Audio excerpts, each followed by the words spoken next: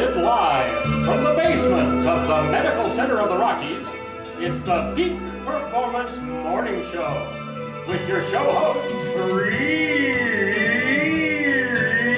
Schloss. Hey, thank you, Pendel, and welcome everyone. Happy, guess we can turn down the music a little bit. Help me with that one, Reed.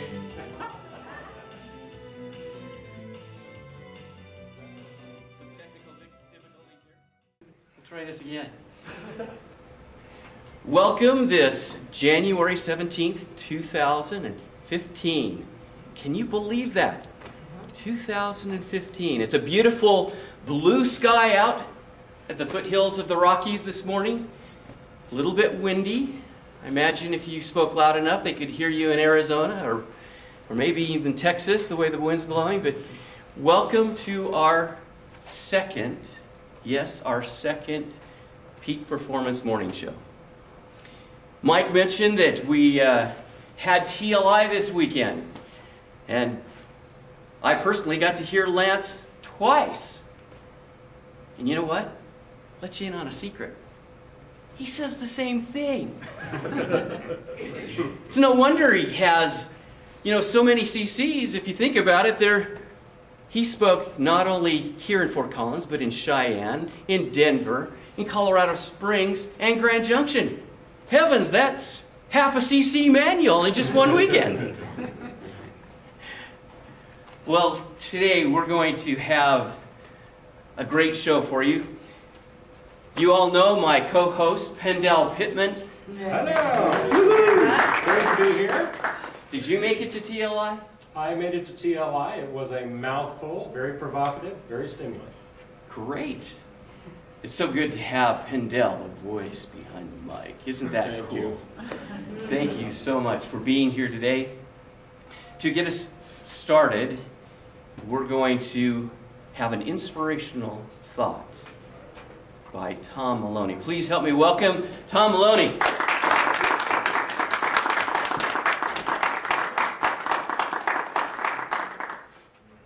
Thanks for letting me be on the show today, Pendel. And Reed. We'll edit that out, right? It'll work. All right, our inspiration. This book, Always Believe in Yourself and Your Dreams. My mom sent me this book, and I was so inspired by this book, Reed. I got copies of this book for my kids because I want to be an inspirational parent. So here we go. The title of this poem is called Never Let Go of Hope. One day you'll see that it all has come together. What you have always wished for has finally come to be. You will look back and laugh at what has passed, and you will ask yourself, how did I get through all of that? Just never let go of hope. Just never quit dreaming, and never let love depart from your life. Thank you. Thanks, Reed. Thank you.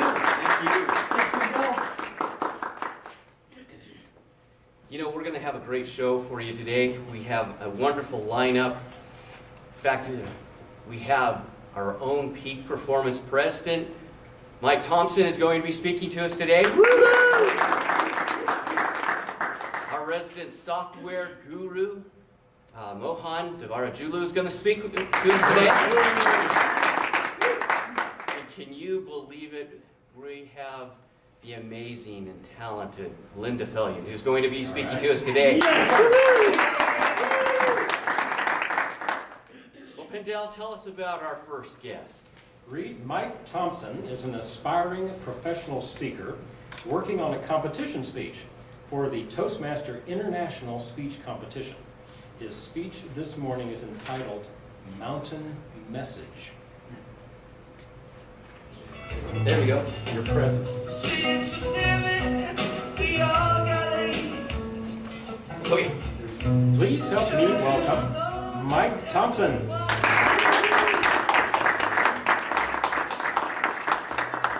Welcome, Mike. Thanks, Reed. Go ahead.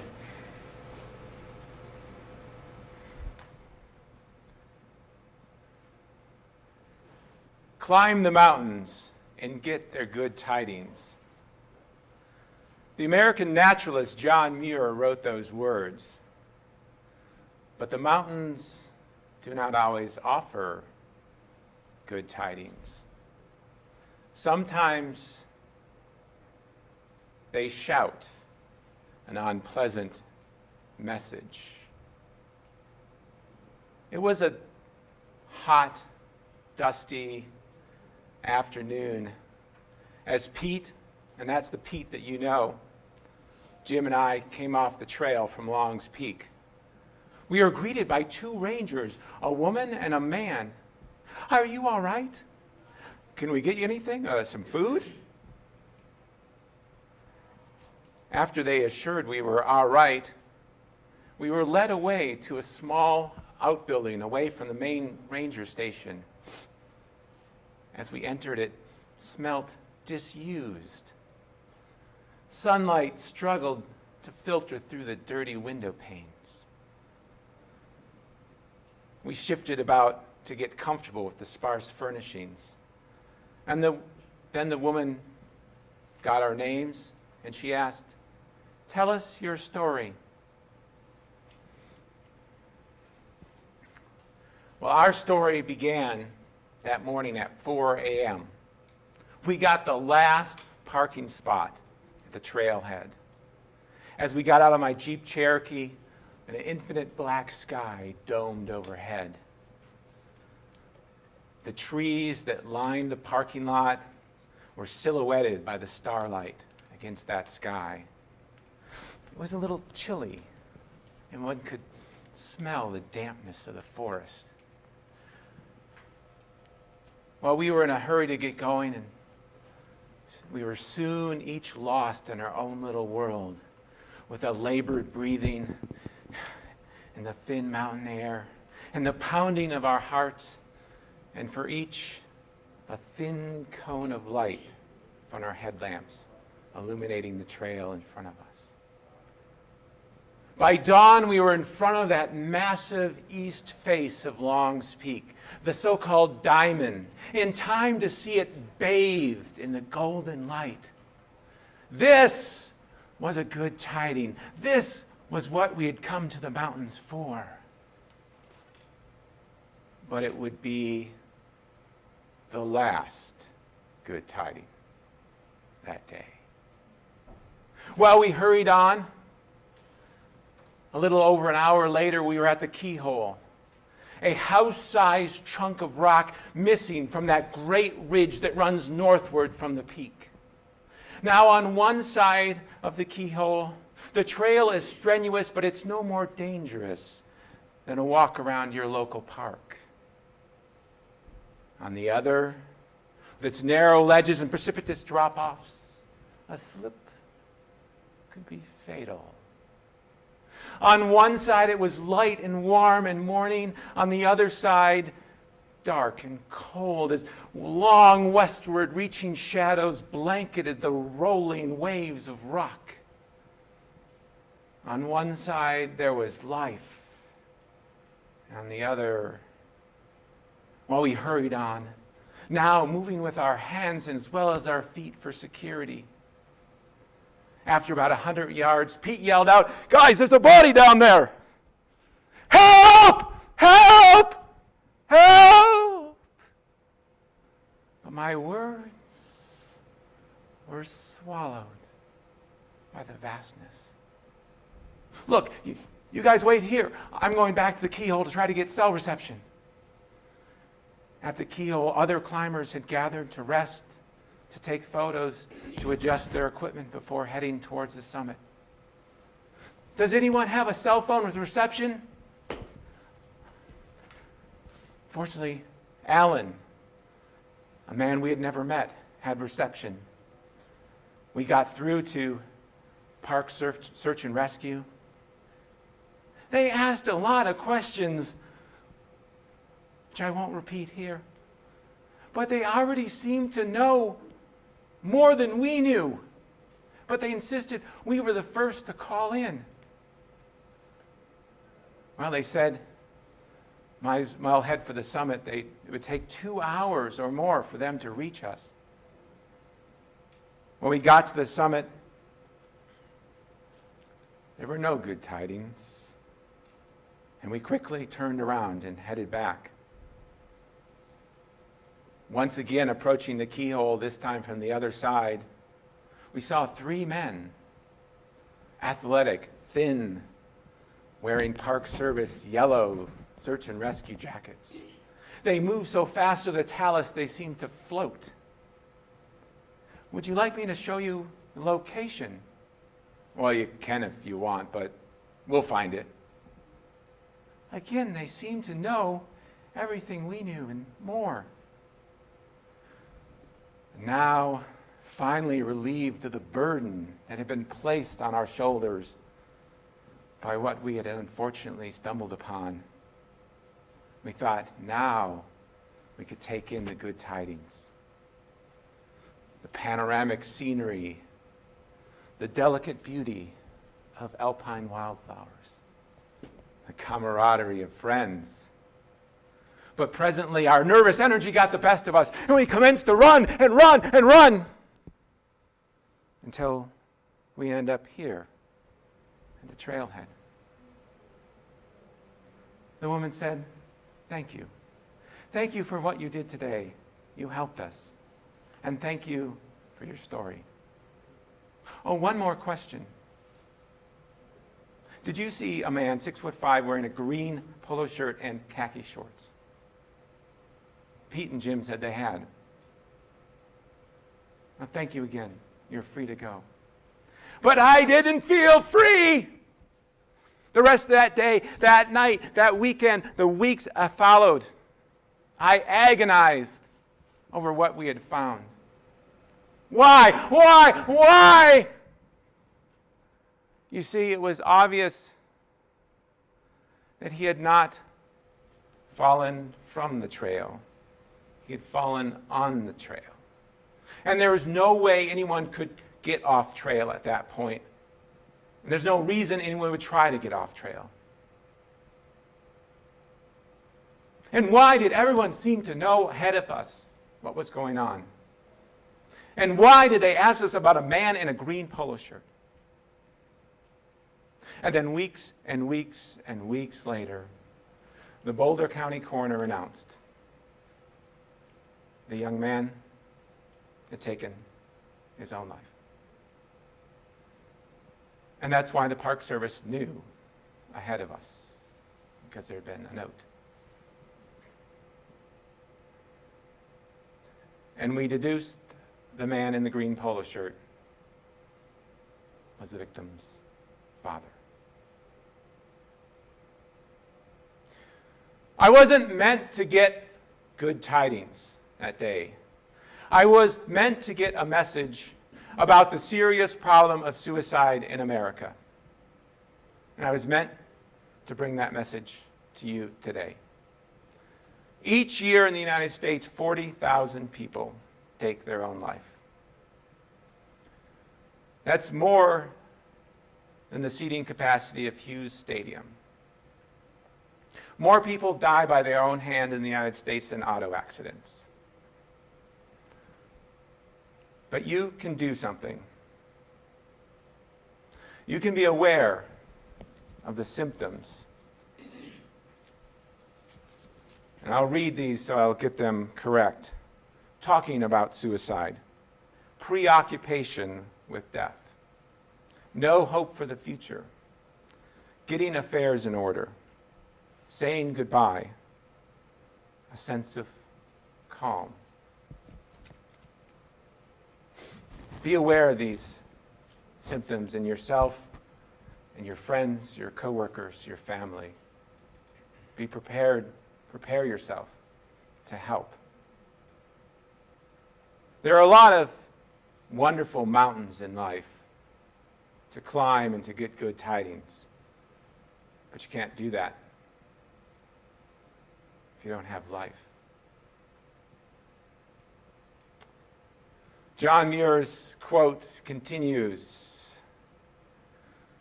"And peace will flow into you like sunshine to the trees. Join me in helping to prevent suicide, and may peace flow into you. Mr. Toastmaster.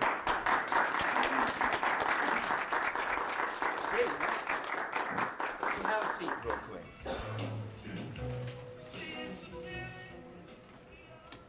Wow, what a strong message. That's pretty impressive.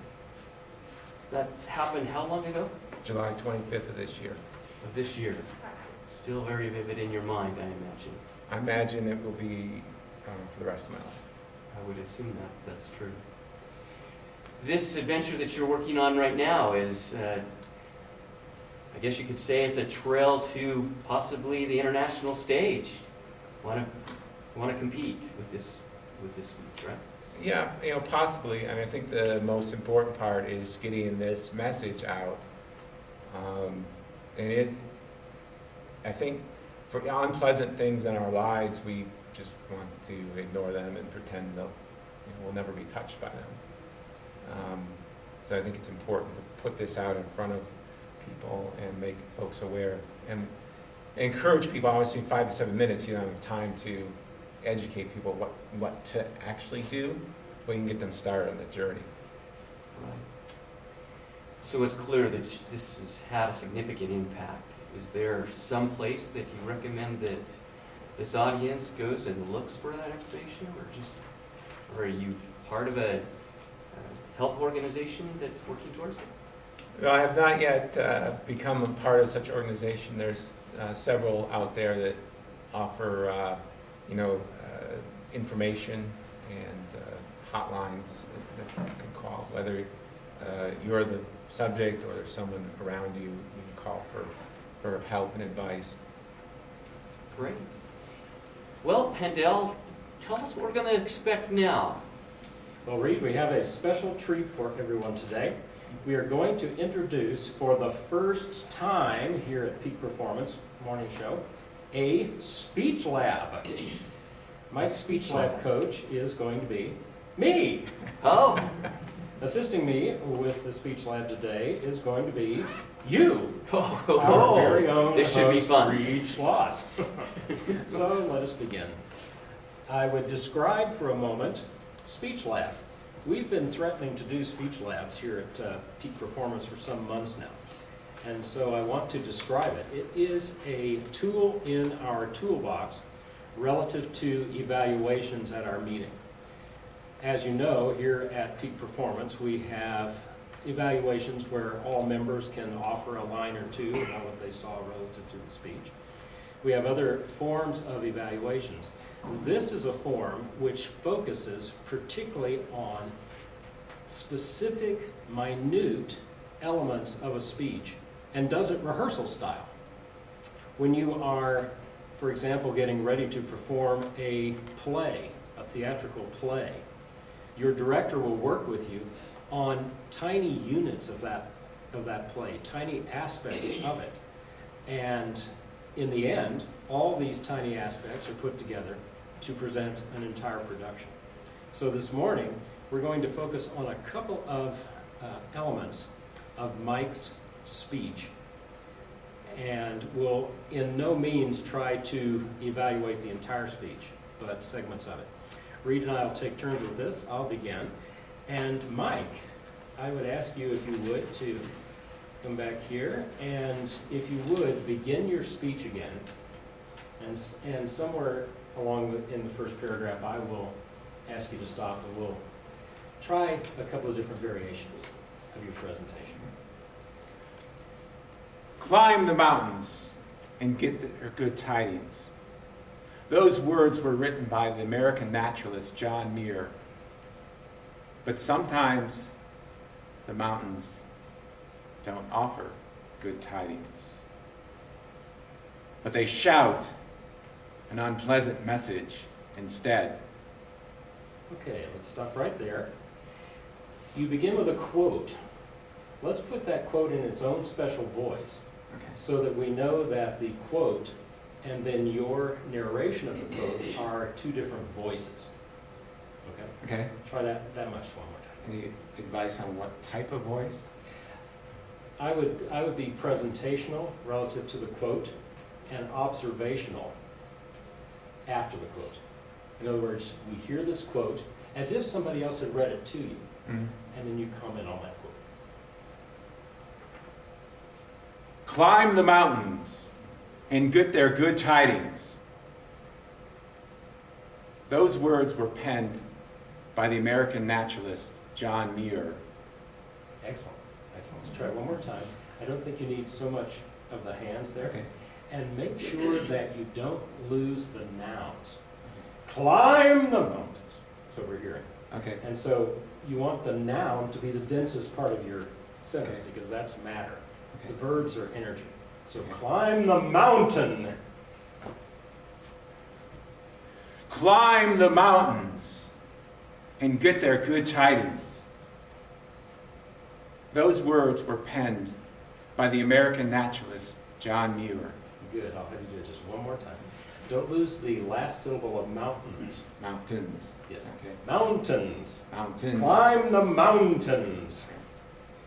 And tidings. Climb the mountains and get their good tidings. Those words were penned by the American naturalist John Muir. But sometimes the mountains do not offer good tidings. Now, I think in your internal experience, when you're saying something that is heartfelt or emotional, you tend to turn your volume down Uh-huh. and go internal. What I would suggest is when you feel the emotion, actually increase your volume a bit and slow the tempo down. Okay. So try that on that part, because what you're saying there is, good tidings, yeah, but not always. Yeah. So Okay. we don't want to lose the not always piece. Okay. But sometimes the mountains do not offer good tidings, but instead shout an unpleasant message. Yes. I would also, just in general, take on an air of conversation. Okay. So that's a good point, Yes. Pentel. Go ahead. For example, in this case, knowing what your speech is including, I think you might want to make this a reflective thing.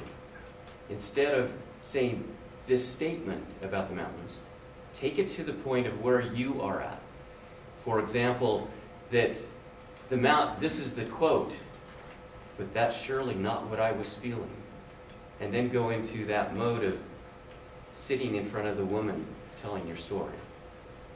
That condenses a lot of that first part, because I thought that the first part of it took a little bit long to formulate. And I think if you did that, you could actually put yourself in the audience, right there with you at the table in the musty lodge. And then, but that's the real kick is that this isn't what I was feeling, right? So actually And say, you don't have to make the statement as long as you are defining that this is not what I was feeling that day. so actually say that was not what I was feeling that day. Sure, take them to you at that point, and then they are in the story with you. Excellent, absolutely. In general, and what I would say is, I personally think that an adequate speech lab time would be at least an hour with big glasses of water and big deep breaths in between trying these versions over and over again. Just one, however, in a short time here, one note. I would suggest that you try to be overly conversational. Okay. Like with people with soft voices, we say, scream to the back of the room. They'll say, hello, I'm very happy to be here. No, scream to us. Hello, I'm very happy to be here today. In other words, they feel like they're screaming much louder than the audience feels it. So be overly conversational, and then let yourself get wrapped up in the story. Whatever it is, we're walking along, and all of a sudden, a dead body! And we say, help, help! In other words, you're telling us the story conversationally, but then your emotions take you over. Uh-huh. In your mind, you're rolling the film again, Uh-huh. and we're drawn into it. Try from the top. So you're saying that I'm too dramatic versus conversational? I would suggest speaking a little quicker Okay. on the parts where you're giving us narrative. Slow down just a touch when you put in those beautiful descriptions of the mountains, and as you do in your speeches are always have this beautiful description. So you can stop and celebrate that with us for a second. And then save the emotion until you get to these points where you see a body there. We need some help. You know, and then you can bring that out in much more contrast then. Climb the mountains and get their good tidings. Those words were penned by the American naturalist John Muir. But that was not what I was feeling that day. I got a message shouted at me, an unpleasant message. It was a dusty, warm afternoon when Pete, and that's the Pete that you know, Jim and I came off the trail from Long's Peak. We were greeted by two rangers, a man and a woman. Are you all right? Can we get you anything? Perhaps some food? After they assured that we were all right, they led us off to a building away from the main ranger station. As we entered, it smelled disused. Sunlight struggled to filter through the dirty window panes, and we shuffled about to try to get comfortable with the sparse furnishings. Let's stop you right there for a second. We've got a contrast that we need to build. Okay? And that is the statement of coming in that you're going to experience this high of being hiking. Mm-hmm. But that's not what you experience. Then you have this transition to me that was a little bit confusing because you're coming down the trail and because of that experience you should be very dejected. But we don't know that yet. So there's a transition here that somehow we need to understand that your day started out like you were going after that high. So in that process, then when you are dejected coming down the hill, you need to, the bouncy person trying to say, hey, are you okay? And things like that. You can kind of see that high and low aspect. Yes. So what would you like me to do differently, specifically to get that emotion across? How do we get from that low? Is that where you were feeling it? I think coming off the trail is just this nervous energy. We're running, just because what else are you going to do? All this pent-up energy. Okay, so let's lead into that's not what I was feeling. We were trying to get off the mountain as quickly as possible. But show the urgency. There was no point to the running other than just this energy, all this emotion. That's not what I was feeling as I was coming off the mountain. Okay. The dust was, and then go into the emotion of the other people who led you to the room. Okay. So there's a transition there. You want to keep that lowness that's going on to explain when you sit down at the table. Because then you do the reflection back of the day. And that's where you're going to need that acceleration. Okay. So try the transition of that's where you were at. You weren't experiencing that as you came off the trail. Okay. So thank you, Mike. As you can tell, ... We're just now starting to get into this process, which you can see why it would take an hour or more, or could, depending on our energies, to go into this particular depth. And Mike, you're doing a great job with this. Mike is a courageous subject on this show.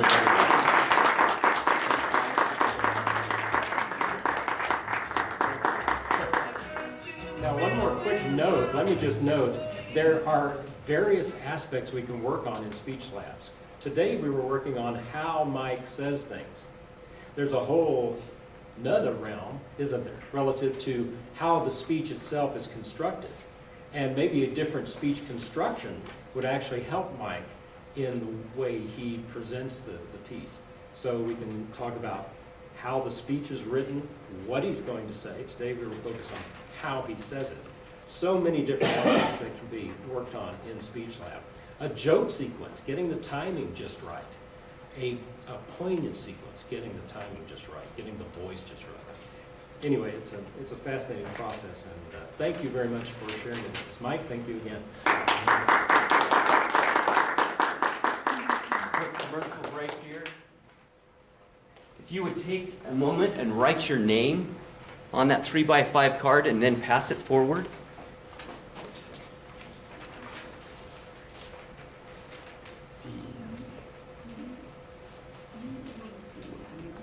Yeah.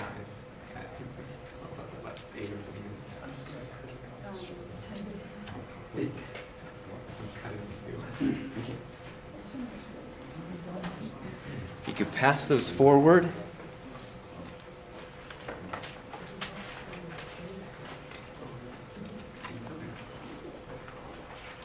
We said recorded live, but you know how you buy those things at the department store and it says some assembly required? This is some editing required, so in case you're getting nervous about the pauses, they will probably not exist in the final cut.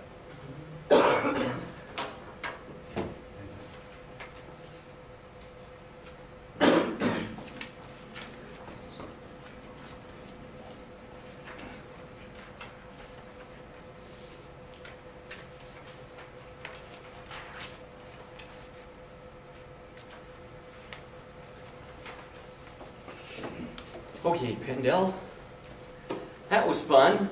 That was, thank you. We kind of improvised this morning Indeed. with our coach that is sick. Yes, Sounded sick on the phone, pretty. very gravel, yes. Well, tell us, Pendel, who's our next speaker for today? Our second speaker is Mohan, who is a founding member of Peak Performance and is a gifted parliamentarian. Mohan will be speaking from the Storytelling Manual, Module Number 1, The Folk Tale. His speech will go 7 to 9 minutes, and his objective is to tell a folk tale that is entertaining and enjoyable for a specific age group. Young, that's us. Using vivid imagination to enhance the tale. And here's a description of what he's going to do. Iktome's Blanket. Native American author Zitkale Sa was born on February 22nd, 1889 on the Yankton Reservation in South Dakota as a Sioux Indian.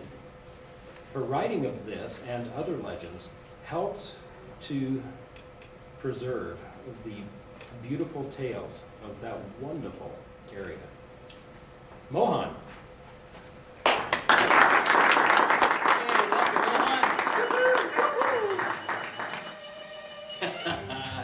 Look at that, Mission Impossible music. Woo! Welcome, Mohan. Thank you, Reed. Alone, inside the teepee, sat Inkme.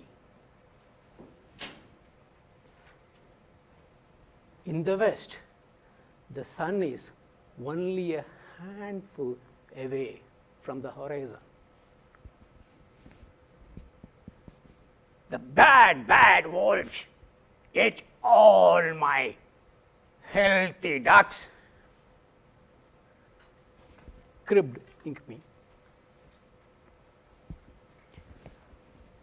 I'm hungry.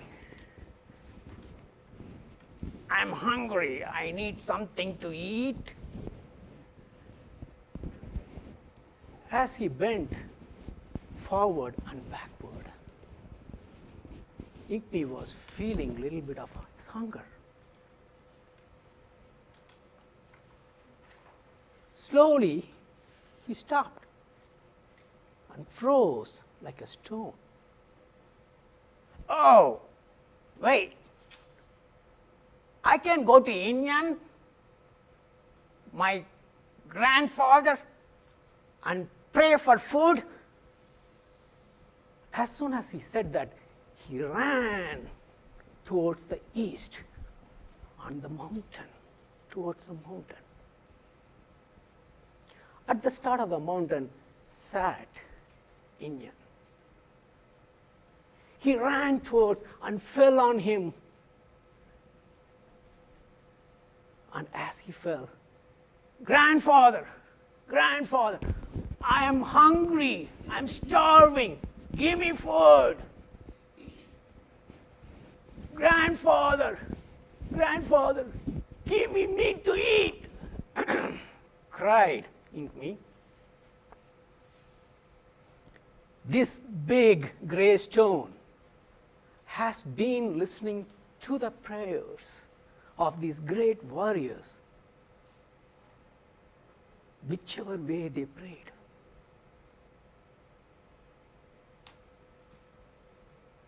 That is a great grandfather. As he saw so many seasons, he sat there seeing the prairie to wear the snow white blanket and change it to a bright, lush green robe afterwards, thousands of times. So he is a great grandfather. This Indian is a choice of prayer, great spirit. Many, many warriors for thousands of years seek his blessings.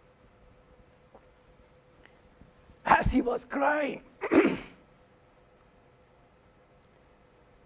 the sun was slowly setting and the sky was bright red, like a shiny face. The mellow yellow light fell on this big gray rock on the lone figure. It was the smiling way of the sunshine. Inkmi knew that his prayer was answered.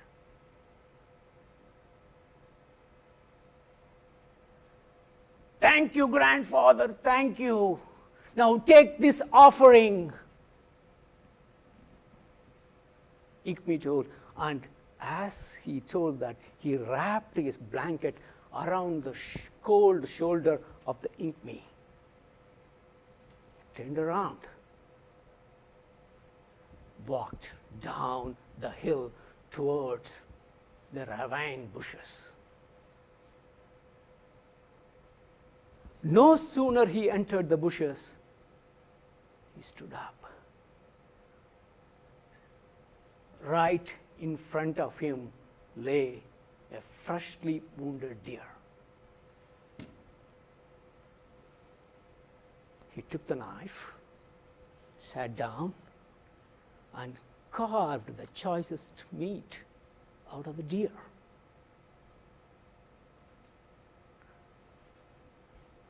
As he carved, he kept that aside and sharpened the willow sticks.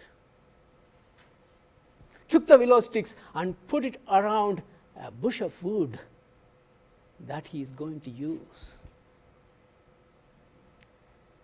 And then he took 2 sharp sticks, worked feverishly to create the fire. As he was doing that, sun was below the horizon. Twilight was all over. A soft breeze shivered him. I'm cold, I'm cold. He stood up. His neck and shoulders were cold. I'm cold. I wish I had the blanket. I wish I've not given that. As he bent forward again to try to light the fire, he froze. Hey, grandfather doesn't need the blanket as much as I do. He doesn't feel cold as I do. I wish I did not given the blanket away. Wait, I will go and take the black and black. Having said that, he ran back towards the small mountain, reached the Indian, took the blanket and took it away. Grandfather, I have to take the blanket. You don't need it. I am cold. You are not cold as much as I do. Indian didn't even move. He ran back to the ravine. As he entered the bushes, he saw the moon rising up in the southwest sky, giving away the soft, tiny gray light. His wooden pile was still there. His sticks were still bare, as he did not like them. But he froze. Where is the deer? What happened to the venison that was his? There were all bones, like fingers in an open grave. He sat down, took one bone, loose in the sockets, they rattled. He dropped them.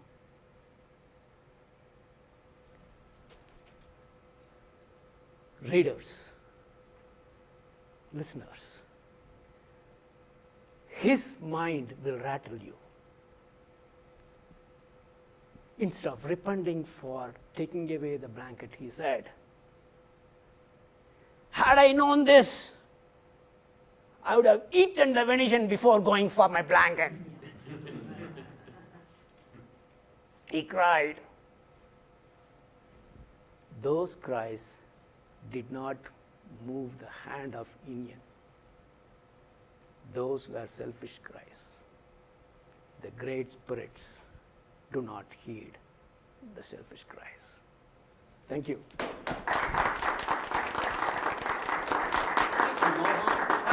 Have a seat. So what inspired this story? I do not know. What inspired me to speak this was yesterday night when you made the call, I realized I have to give a speech tomorrow. And then one of the things was I would like to tell an American folk tale than anything else. Great. And the only manual that I had was this, and the first speech was folk tale speech. And as I Googled for it, I got a book with 14 stories. Mm-hmm. The first story was way too long, and I did not know how to cut it. This was the second story called Ink Me's Blanket. Okay. And this was just perfect. Well, great. Tell us about your family. I know your son was looking at college, and how's he doing? He's doing good. He's a little bit stressed out, as expected. The thing of unknown is always a little bit hard to take, even for me, and I'm sure it's for most of others too. So he's a teenager, and from now to March or April, he has applied to this myriad of a dozen or so colleges. Doesn't know where he's going to get into, so that's always an unknown. So he's waiting for it. He's waiting for it, right? Well, I know that there's other people that call you Uncle Mohan. Tell us about that. Right. So, in the Indian culture, most of the people call somebody who is a little bit older than them and who are not related to them as uncles and aunts. They always call Uncle Mohan or Aunt somebody if it's a female. So, all my friends' kids, if they are teenagers or less, they call me uncle. So I'm happy to be uncle of so many people. Yeah, I remember that experience. I was in a room with you, and all of a sudden everyone was saying, Uncle Mohan, can you do this? Oh, Uncle Mohan, how do I do that? And I'm going, how big is your family? The whole world is straight. The Yeah, whole world it is is. my family. Well, thank you very much for your speech today. Pendel, nope, go ahead, stay here, stay here. We've got some exciting stuff coming, so. Reed, we do have another exciting first here at Peak Performance. This morning we are going to have our first guest evaluation panel, led by our very own Chris Hutchinson. Welcome, Chris, come on. Hey, Chris, have a seat, have a seat, have a seat. All right, Yeah. that's how it works. Well, this is going to be fun because we have a random drawing. I could play solitaire, I guess. How's that? First row, second row. And those participating today, Nancy, could you be one of our guests? Come on up. Come on up. We'll have you sit over here with our panel.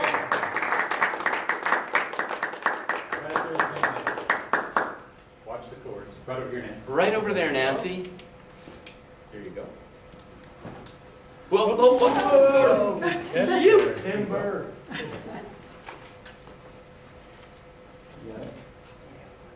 Tommy, can you be on our panel with us?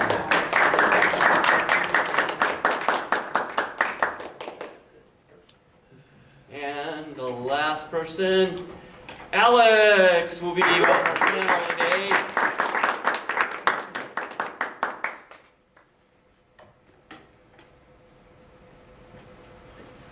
You might need to shed a little bit of light here. Tighten this one? So, Chris, Yes. this is going to be your panel to to give us feedback on Mohan's speech. Excellent. Well, so I think the way we'll work this is I'll give a little short highlights, and then I'm going to ask 3 different questions and get the answers from the panelists. Don't worry, they'll be just fine, I think. Mohan, I think you did a great job on the speech, that you were really trying to act out a story. I was imagining myself in 4th grade, listening to a story and understanding it. You had a lot of vivid descriptions, which were very strong, and it was easy for us to understand that. And I thought your gestures were also very good at acting, running, carving, building things. I wanted to have a little more drama, the 10-year-old self-made, I, Ink-Me the Warrior, so a little more clarity around who you were at different times, so that you could go back into that character. The voice helped us a lot, helped me.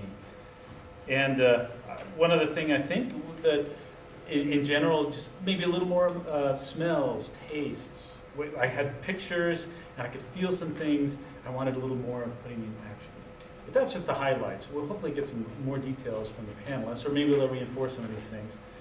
So panelists, I'd like to find out, and you can answer in whatever order, one thing you liked from Mohan's speech today.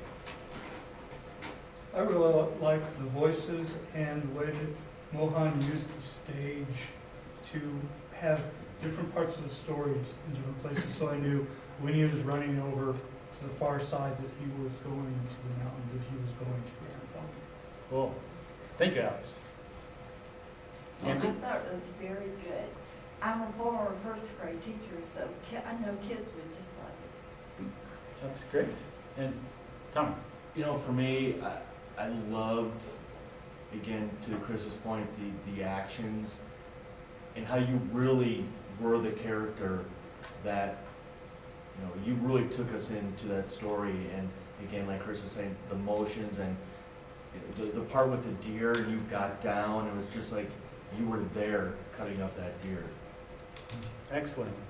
So, as we are in Toastmasters, we like to see areas for improvement. And the best suggestions for improvement really are those that not only say, I'd like to see this different, or here's something that can be done differently next time, but how might that be done? So what's one thing you'd like to see differently, and what specifically would you suggest to Mohan to make that come out, if you were to do the speech again? Going back to the way that you utilize the stage, I would have liked to have seen the part where you're in the bushes be further back on stage, because it was very difficult from the back of the audience to see what was going on with the other audience members and with all the equipment. Made it very difficult for me to see exactly what we were doing. So if things were back a little bit further, it would have been easier for me to see to understand what was going on in the story. No, thanks, Alex. I thought it was very good. I think the motions he did was very good. I think that people would like it. Anything that you'd see that would be an improvement for the next time that Mohan would Okay, do? maybe, like he said, maybe the movements or wherever the people could see it better would be good. Okay, great. Tommy, what do you think? You know, for me, to Alex's point, because I too was in the back, and there were times where your voice kind of trailed and kind of lost a little of the pieces of it. So maybe something Pendel would recommend would be maybe just bringing that voice up a little bit higher. Because when you were the grandfather, that was clear, but sometimes with the other character, again, it kind of trailed off a little bit. It was kind of hard to hear and go, hold on, what was that part of the stories? Excellent. Well, finally, I think this is the last question here, is as Toastmasters, we're always learning from each other. It might be the very best thing you saw, it might be something you think, oh, I need to work on that too. But for our audience and for yourselves, what's one thing you think we can learn? We can learn from the way Mohan did his speech today.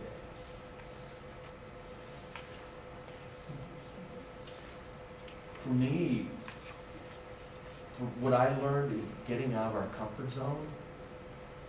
Personally, Mohan, I could not see myself doing that kind of speech, and I thought that is awesome because for us in Toastmasters, it is nice to get out of your comfort zone and try something totally different. And you know, like at TLI this week when Lance Miller was talking about failing. I mean, where else can you fail other than here in Toastmasters in a positive environment? So for me, you've somewhat inspired me to get out of my comfort zone and maybe take a look at a different manual and just fail and have fun with it. Excellent, thank you.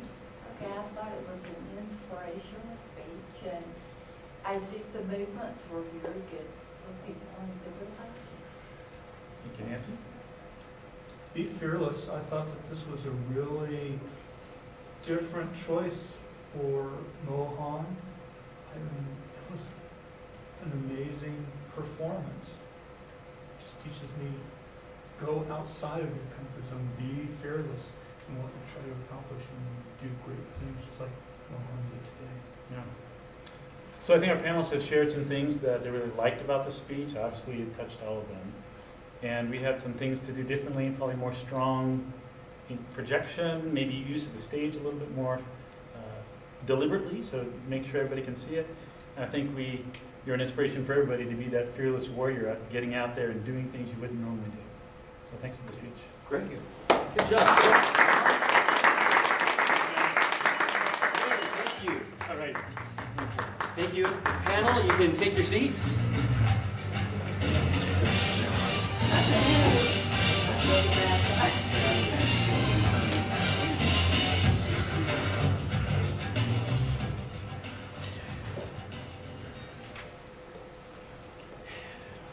Pendel, did you get stuck in traffic today? I did. You did? Yes, coming out of my driveway, in fact. Which they might try something. Yeah. That's traffic, yes. You know, I got cut off the other day by this beautiful red Camaro. Ah. And just when I was thinking that I was going to practice gestures, Yeah. I thought, you know, Reed, you are an award-winning Toastmaster evaluator. Yes, you can are. create positive feedback here. You can. So I sped up to that car, I established eye contact, and I said, you know, next time you try to pass me, you could turn your blinker on and at least wait 3 seconds before you pass, and Very eloquent. then I tried gestures. Oh. Ah, yes. So Vendel, tell us about our last speaker, our last guest today. Well, Reed, our final guest today is the amazing and talented Linda Fellion. Linda will be co-presenting a webinar sponsored by the Civic Canopy of Denver. The webinar is for nonprofit organizations interested in implementing results-based accountability, acronym RBA. Consider yourselves an audience member at the webinar representing your favorite nonprofit.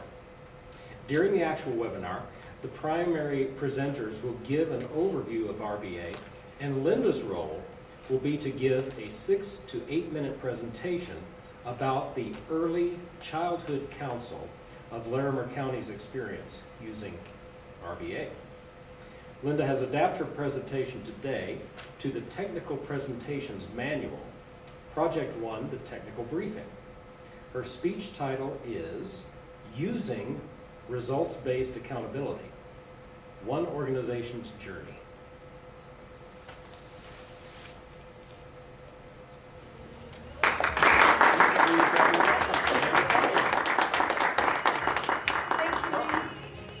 And Pendel.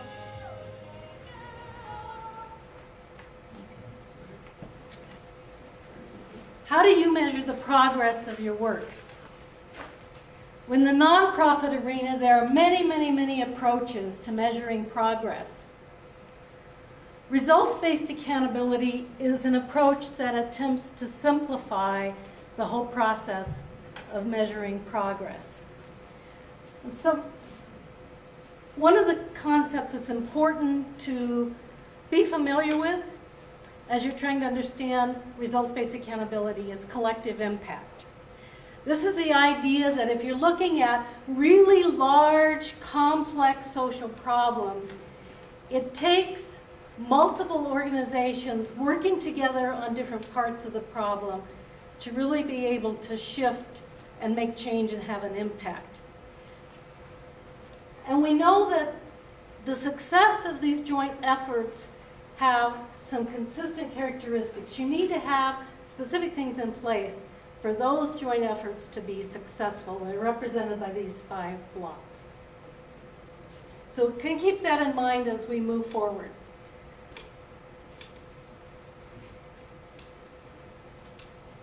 Results-based accountability graphically shows you how to think about how those individual efforts flow into a way to measure the impact on the direct clients all the organizations are serving.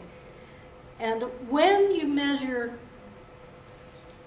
the effectiveness of a program or an agency or even the service system like the healthcare system or the early childhood system in our case, results-based accountability calls the data that you use to track that performance measures. And the theory is that there's a ripple effect when you have an impact on your clients that will affect the entire population, even though you may not be directly serving the entire population. And the data that you use to track that impact on the population, results-based accountability calls population indicators. So of all the data that's available out there, how do you decide which ones really will work to track your progress? Results-based accountability says that good measures have 3 characteristics. They're easy to understand. They have high communication power. If you talk to your grandma, she knows what you're talking about. They have proxy power, and that means they say something important, but they also can stand in for a lot of other data. They bring a herd of data with them. For example, 3rd grade reading scores may tell you something about whether children were read to when they were little, or their parents' education level. So you want to have a data element that brings the greatest herd with it possible. And of course, you have to be able to get the data, and it has to be recent enough to be meaningful. So hopefully your measures will rate high on all 3 of those. But occasionally, you may find a data element that you want to track, but you don't really have the data right now. But you can think of a way that you can gather it. So those items go on your data development agenda.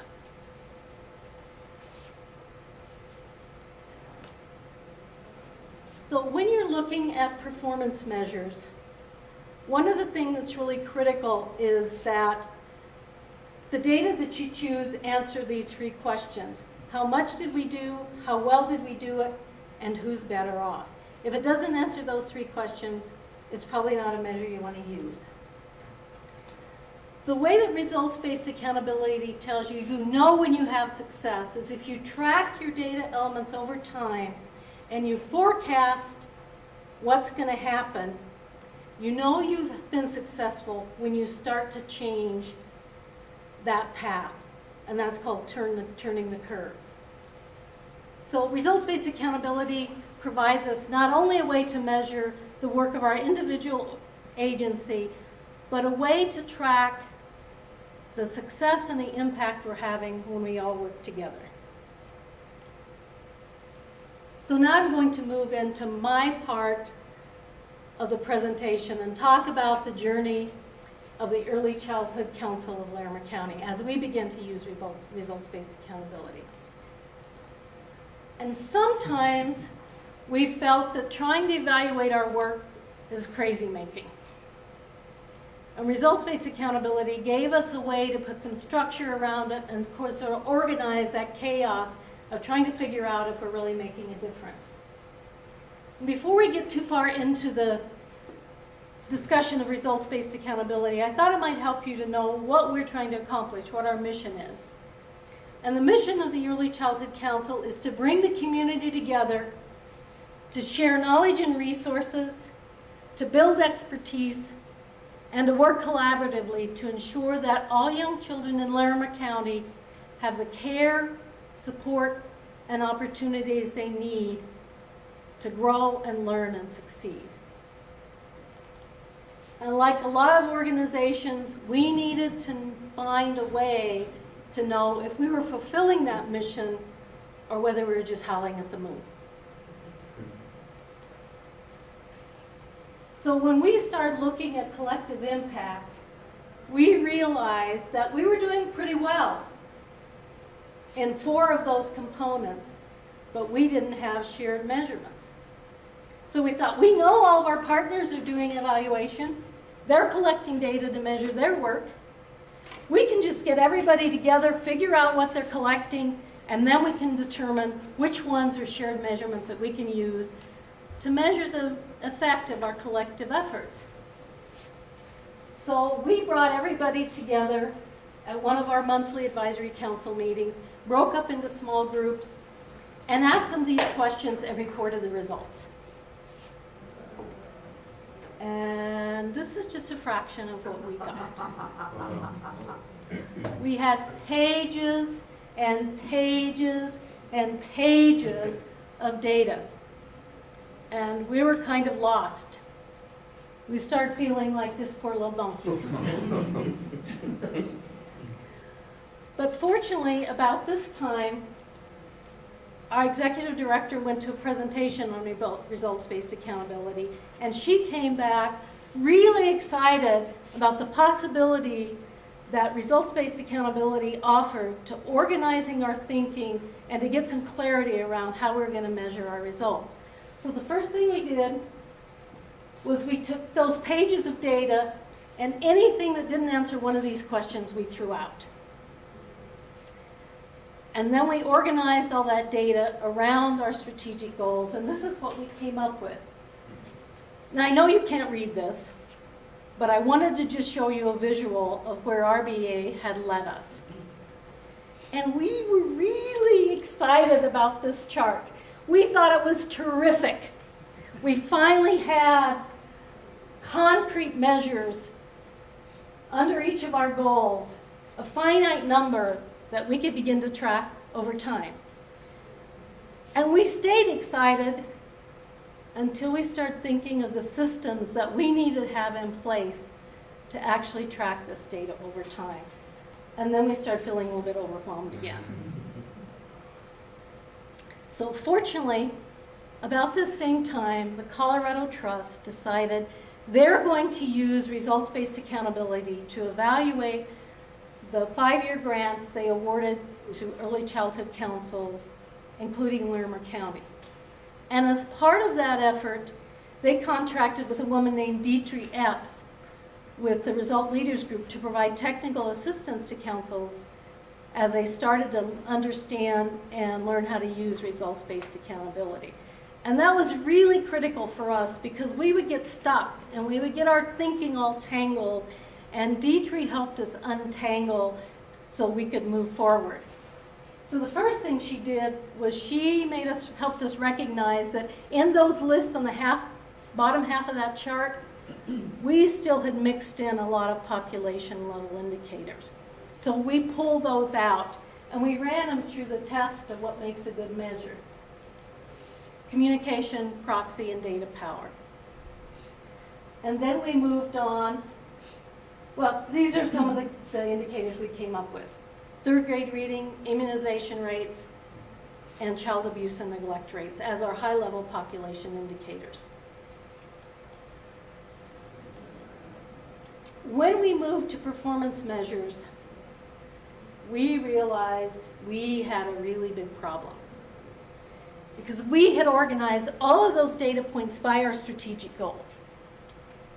And we were coming to the end of our 3-year strategic plan, and we're going to be creating new goals. And we knew we were going to have a hard time tracking those data points over time if they were organized around our goals, which were going to change. So we needed a new way to organize our goals. So another epiphany came when we went to a Colorado Trust Technical Assistance meeting, and they challenged us to think about who are our customers. And we thought, wow, we can just organize our data around our customers, because our specific goals might change depending on our community needs assessment, but our customers are not going to change. But the other thing we realized is we talk about the impact we're having on children, but our agency provides no services directly to children. So children really aren't our customer. So we had to distinguish between our customers, the customers of our agency, and our service systems customers, and organize our data at 2 levels. So we once again took all the performance measures through the communication, proxy, and data power assessment, looked back at that chart and pulled those out, and this is what we came up with. The items with the red background are our population level indicators that we're going to track over time. The items in the blue background are our service system indicators, and the red text is our data development agenda. We also realized that we have another customer that we hadn't thought about, and that's our partners. We provide a lot of support to our partners. We bring in, last year we distributed $80,000 to child care programs to help them implement higher quality services. We distributed over $60,000 in college scholarships to people who work in child care so that they can up their skills and do a better job. So we need to be tracking how we support our partners. So now we have some measures that we can use, a much smaller number of measures that we can use to track whether we're really making a difference. The point we're at now is we're beginning to track some of that data over time to see if we can start to turn the curve. We don't have historical data for a lot of our points, but we do have historical data for the number of child care programs that enroll children or willing to enroll children who are getting child care assistance. This is a program to help support low-income working families so that they can have child care and go to work. And you can see that the number of programs has gone down over time. But we need to really start thinking about what is the story behind that data? Why is that decline occurring? So that we can develop strategies to actually turn the curve and make a difference, change the path of that trajectory. So result-based accountability has given us not only a way to measure our individual work, but to have some ways to measure the impact of the work we're doing together. But what is really helpful is that we also now know that we don't have to be responsible for the entire effort, that each individual organization is only responsible for their part of the work. If you are interested in more information, I'd recommend picking up the book Trying Hard is Not Good Enough. It's basically the RBA Bible, and you can use it as a reference to go back to time and time again when you get stuck. Mr. Joseph. Thank you, Linda. Have a seat.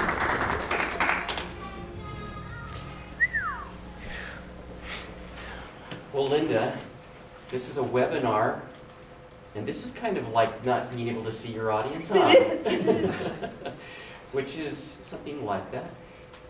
We are actually really close on time, but I wanted to ask you one question about the person that you're doing this presentation with. It's Bev Thurber? Actually, Bev is my boss, and Okay. she was asked to do the presentation, and she can't, so I got elected. So you got elected to do it, and this is kind of your dry run. It is my dry run. I've never done a webinar before, so having the ability to practice has been very helpful. Well, I can tell you, you got more feedback here than you probably will get from your webinar, folks. But thank you so much for giving this presentation. Pendel, are we going to invite an evaluator up? Well, yes, you are. Our enchanting Chris Withrow will lead our evaluation. Welcome, Chris.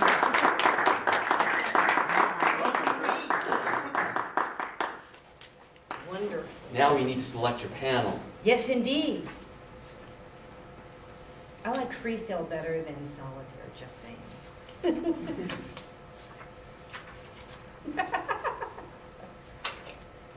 Mike, would you join us as an evaluator? Ramon. Welcome, Ramon. And the last one is Renee. Come on down. Take it away, Chris. Linda and I spoke before the presentation today so that I would have some ideas as to her specific goals as well as the goals that are presented in the manual. Of course, I feel incredibly confident that she achieved those goals, but I haven't gone through that yet because I wanted to tend to the more immediate concerns of Linda's doing this soon and she needs to be ready to roll. I was very, very pleased. Linda talked about the fact that she didn't want to be timid in her voice and she wanted to have enough vocal variety. So I was very pleased to hear you doing those kinds of things. I thought you did an excellent job. I so frequently considered closing my eyes and just listening, but then I wouldn't have been able to see the PowerPoint. I loved the PowerPoint. There was one slide that I was a little perplexed. Other than that, I thought they were very clear, and I loved the fact that you did the presentation for us to inform us, and then there was a very clear break, and you went into the presentation. I thought that was very well done. I enjoyed it, and I'm actually curious about the book that you presented. So my overall is, wow, you're going to rock this webinar. It's going to be fine. But I do want to go to the panel members. And we had Chris's method before me where he asked you a set of questions. I wonder if we could try something different. You're the evaluator. Go ahead.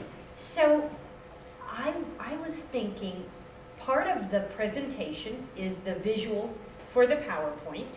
Part of the presentation is the verbal or the vocal. And then part of it is her physical presentation of herself while she was here before us.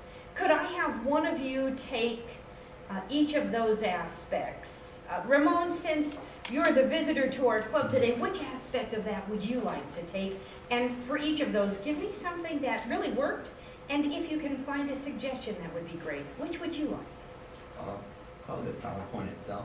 Gotcha. Yeah. So I'll let you go ahead and start. For sure. So I really enjoyed how in a webinar, it's, it can tend to be so factual, and since this is for your career, you have to remain professional, yet at the same time you integrated humor well, so that way it isn't, you know, so factual that you almost get, for lack of a better word, just drained from it. And just using that humor, I feel that it can pique that humor side of your brain, if you will. I don't know how exactly I would explain it, how you just like, oh, okay, well that's kind of funny. Instead of just, you know, this is X, this is Y, this is Z. You have that thing that just, you know, you have that humor that piques your interest. I would say something to possibly improve on. There was one slide where there was just, there was a lot of information. It was hard to read, and I think that's where you should maybe focus on maybe some of your vocal variety. But other than that, I mean, Was that the one with all the different data points, or was it the chart? I think it was the chart. Yeah, and I knew people wouldn't read the chart. I just wanted to like just see, it still was a lot of stuff, Yeah. a lot of stuff. Yeah, so there was, just that chart just kind of threw me off. But overall, I really enjoyed it, and I love the use of humor, and I think you're going to rock it. Wonderful. Renee, would you like to take Linda's physical presence, or would you like to take vocal variety? Thank you for taking the actual presentation, because I missed a lot of the presentation because I'm little and I couldn't see through the light. So I only see the bottom portion of the presentation, so I keep coming back to slides. Your vocal variety was great, though. I could hear you clearly. You spoke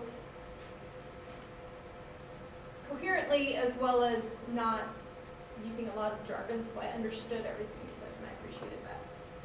I'm the grammarian today, so that was the other reason I wanted to take vocal, because I tend, as the grammarian, I tend to listen more than I'm watching. You did have some filler words, but you had beautiful words. I like collective impact, which I think was actually from the RBA presentation itself, but still it was a beautiful word. It's actually a buzzword in the nonprofit world. Okay, So there you go. I like that. everybody talks about collective impact. And it fit well into the speech, and I thought most of your speech was based around how you're impacting the various aspects of what you're doing. I thought you did a great job. It was a lovely speech, and it was well represented and well heard. Well heard. That's good. Mike, that leaves you with the physical here for Linda today. I'll break the rules here a little bit, which I've been known to do. Linda, you're going to be doing this via webinar, so you're probably at least not this time around going to be standing in front of an audience. Is that correct? That's correct. They will not see me. So I would like to forego talking about use of the stage. I thought that was fine, but the audience isn't going to see that. I think you really grab the audience attention with a question right off the bat. How do you measure progress in the nonprofit world, or the exact words? That was very good. What I was looking for was a big promise after that. You are going to learn today how to make your organization more successful, more relevant, or whatever the end goal of this program is for your audience. Again, you're saying you, and if you're addressing the audience and telling us what we're going to get out of it. Yeah, and in real life, the people from the civic canopy are going to be doing that part. Oh, so that first part. That was just to try to give you some background so that you could have some idea what the heck I was talking about. I think you still could do it with the second half, and so this is, The benefits to it, yeah. yeah. Great, thanks. Alrighty, wonderful. So Ramon gave us his thoughts on your visual presentation. Renee gave us some vocal comments about that, and Mike gave us basically comments on structure. The final thing I want to say, I was very pleased. I understood Ramon's point about the slide. It's just that there was one slide that I think was a breakout of a bigger slide which was still filling the screen, you might have just made it smaller, made it a breakout that now looked manageable. I don't know. You know your presentation better than us, but that was the only point that I was at all confused about. You did a great job with your vocals. Remember, careful with your words. Renee pointed out fillers, starting sentences with so. On the phone, that will probably come out more. I thought you did a great job today, and you're going to really do an excellent job. Good luck. Thank you, both of you.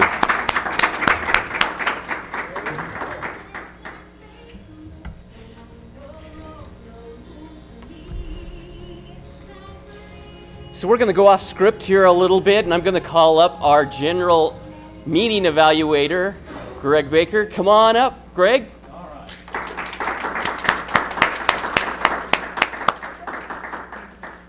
Have a seat, Greg. Tell us about the meeting. Well, we started late. We're going to finish late. We had problems with lights, music, and script. It was fantastic.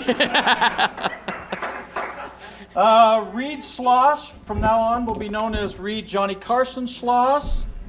Pendel, Don Pardo's got nothing on you. You're great.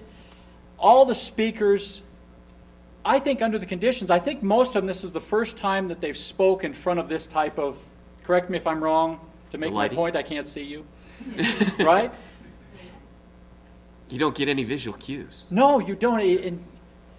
And I think I caught Mohan ducking a little bit to see. But all in all, no one can ever not accuse this club of pushing the limits. I think since we started this thing a little over a year ago, this is what we had in mind. Something fun like this? This was really out there. It even goes past the think outside the box. Now, if I could kindly get the grammarian's report. Oh. Renee, where are you at?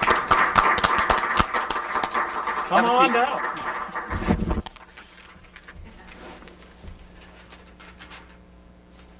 As an advanced club, we do really well, and we have such lovely words. Mike, I loved your opening quote. That was lovely. And I think you said sunlight smuggled, which I thought was beautiful.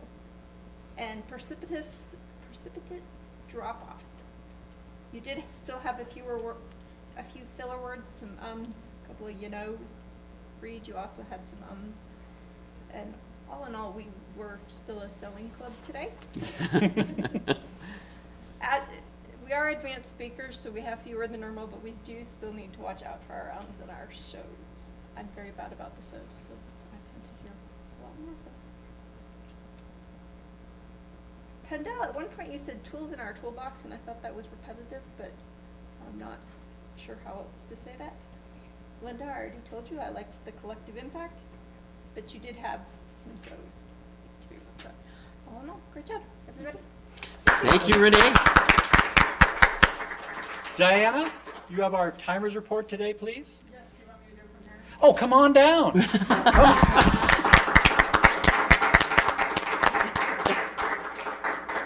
Okay, in general, I think Reed managed the overall flow. Mike Thompson needs to work on his timing a little bit because instead of 5 to 7, he was at 10:15. I wondered if he could see the lights or not. Great job on the speech evaluation at 12 minutes. The next speaker, Mohan, was right at 9 minutes, right at his upper limit. And Linda had good time management. She wanted up to 4 on the first one. She was almost 4.5, and then she was 8:48. So you might need to cut it down just a smidge if you have to stay within 8 minutes. Great job on time management. Thank you. Thank you, Greg. Closing thought on the meeting evaluation. I'd like everyone here to go home today and think about what you saw here today and what we did, and send out an email so that everybody else in the group can see what they did. Thank you, Greg. Just in closing, I want to thank Mike Thompson for speaking today, Mohan for being one of our speakers, one of our guests, for Linda for being one of our guests as well. Our cameraman, thank you, Gordon. Video He has a meetup that meets twice a month. If you're interested, talk to Gordon afterwards. Greg, thank you so much for helping us. I know we didn't get to practice the music very much, but that just seems to add just a little bit, doesn't it? It's kind of fun. Pendel, thank you for being my co-host and making that happen. But thank you for you, the audience. Every day we have experiences, and every day we learn things. And without an audience, we as Toastmasters have no one to share. Thank you for being here. Have a great morning.